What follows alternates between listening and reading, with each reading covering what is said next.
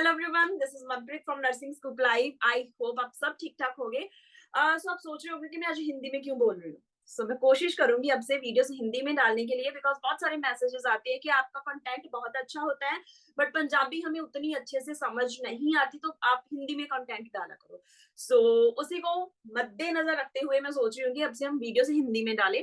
मैंने तो देखो भी अपना काम करना शुरू कर दिया। सो मैं कोशिश करूंगी कि वीकली 2 वीडियोस यूट्यूब पे मैं अपलोड करूं। बट आपने क्या करना है, आपने मेरी मोटिवेशन के लिए, मेरी सपोर्ट के लिए यूट्यूब चैनल को पहले तो सब्सक्राइब कर लो अगर अभी तक नहीं करा है, और अगर आप रेगुलर व्यूअर हो नर्सिंग स्कूप लाइव के तो आप प्लीज वीडियो को लाइक जरूर करा करो, उससे मोटिवेशन मिलती है और वीडियोस क्रिएट करने के लिए फीडबैक जरूर दिया करो कमेंट सेक्शन में, एंड वीडियो को ज्यादा से ज्यादा शेयर करा करो। सो अगर आप शेयर करोगे, लाइक करोगे तो उससे मेरे को मोटिवेशन मिलेगी कि मैं जल्दी जल्दी और वीडियोस आपके लिए क्रिएट करके लेके आऊं। और आई प्रॉमिस कि कंटेंट इतना मैं क्वालिटी वाला लेके आऊंगी कि आपको वो टॉपिक देखने के बाद कहीं और से भी कुछ देखने की जरूरत नहीं पड़ेगी। वीडियो को शुरू करने से पहले मैं आपको इतना बता दूं कि जो भी हम टॉपिक्स डिस्कस करेंगे बहुत ही बेसिक्स में करेंगे। और दूसरा, चाहे आप नर्स एजुकेटर हो, स्टाफ नर्स हो, आरएन हो, आरपीएम, कहीं पे भी आप काम कर रहे हो तो ये टॉपिक्स आपको पता होने ही चाहिए। आज मैंने आपके लिए पिक करा है लैब इन्वेस्टिगेशन का एक topic, that is the ESR, erythrocyte sedimentation rate क्या होता है। मैं एक बार अपनी स्लाइड्स ओपन कर लूं, आपको समझाना थोड़ा सा इजी हो जाएगा मेरे लिए। Okay, so let's get started with the erythrocyte sedimentation rate. This is also known as the ESR. So as a medical health professional, इतना तो हमें सबको पता है कि ESR count in case of infection, in case of inflammation बढ़ा हुआ मिलता है। नॉर्मल से बहुत ज्यादा होता है ESR in case of infection और inflammation। ठीक है जी। होता क्या है ये? इसको समझते हैं थोड़ा सा। Erythrocyte is also known as the RBCs, which is a type of the blood cell. Sedimentation rate, sedimentation क्या होता है कि कितनी जल्दी वो फॉल करता है on the surface of the test tube. हमने क्या किया, पेशेंट का ब्लड लिया, उसको टेस्ट ट्यूब में डालते हैं। टेस्ट ट्यूब में डाल के हमें रखना होता है for the period of the 1 hour, और हम चेक करते हैं कि कितनी जल्दी RBCs डिसेंड हो रहे हैं on the base, on the surface of the test tube. बस इसी को बोलते हैं ESR। अभी ये वैल्यू इन्फेक्शन और इन्फ्लामेशन में इंक्रीज क्यों होती है? इसका रीजन समझते हैं थोड़ा सा। अब हम सबको पता है कि इन्फेक्शन और इन्फ्लामेशन में क्या होता है, इम्यूनोग्लोबुलिन्स प्रोड्यूस होते हैं। बहुत सारे रिएक्टेंट्स बनते हैं बिकॉज ऑफ द इन्फ्लामेशन।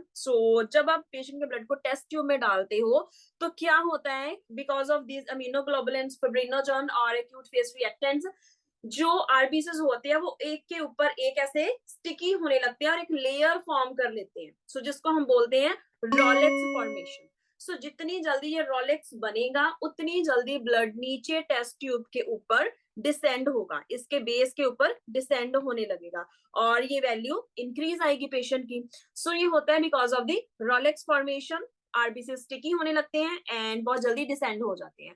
अगर हम इसकी नॉर्मल वैल्यू देखें, इन केस ऑफ मेल जो ESR नॉर्मल कंसीडर करा जाता है 0 to 15 mm per hour. In case of female, the normal value of ESR is the 0 to 20 mm per hour. अगर आप इसको नोटिस आपने करा होगा तो in case of female relatively थोड़ा सा ESR काउंट का नॉर्मल वैल्यू ज्यादा है। इससे क्या समझो आप? इससे ये पता चलता है कि अगर पॉलीसाइथीमिया होगा तो ESR काउंट पेशेंट का डिक्रीज होगा। कैसे? अब मेल्स में HB थोड़ा सा ज्यादा होता है इन कंपैरिजन टू फीमेल, तो मतलब कि मेल्स में जो आरबीसीज है, सेल्स हैं, उनकी जो अमाउंट है वो ज्यादा है। जितनी अमाउंट ज्यादा होगी उतना चांस ऑफ रॉलेक्स फॉर्मेशन कम होगा।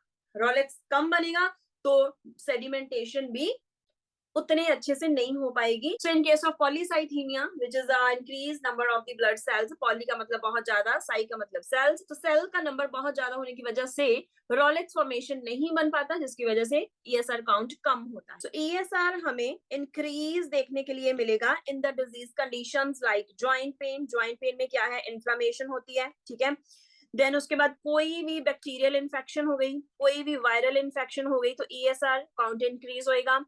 इन्फ्लामेटरी बाउल डिजीज, नाम में ही हो गया कि इन्फ्लामेशन है, इन्फ्लामेशन में ESR काउंट बढ़ा हुआ मिलेगा।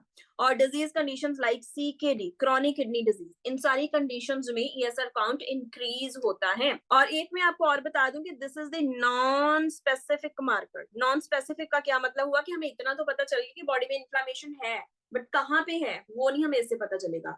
सो नॉन स्पेसिफिक है। सो बहुत सारी मेडिकेशन भी होती हैं जिसकी वजह से पेशेंट का ईएसआर काउंट बढ़ा हुआ हो सकता है, लाइक स्टीरॉइड्स हो गए, जहां फिर पेशेंट ऑरल कॉन्ट्रासेप्टिव पिल्स ले रहा है तो उसकी वजह से भी ईएसआर काउंट बढ़ा हुआ मिलता है। और नॉर्मल कंडीशंस लाइक प्रेगनेंसी हो गई, सो प्रेगनेंसी में भी फिब्रिनोजन ज्यादा होता है। तो फिब्रिनोजन क्या होता है, थोड़ा सा ये स्टिकी होता है। सो अब स्टिकी होने की वजह से फिब्रिनोजन क्या करता है, आरबीसीज को लेयर के ऊपर लेयर फॉर्म करता है जब हम उसको टेस्ट ट्यूब में डालते हैं। सो रोलेक्स अगेन बना, सो प्रेगनेंसी में भी ईएसआर काउंट इंक्रीज हो सकता है। अब प्रेगनेंसी की बीमारी तो है नहीं, बट स्टिल नॉर्मल कंडीशन में भी ईएसआर काउंट इंक्रीज हो सकता है। सभी जाते जाते एक क्वेश्चन आप सबके लिए।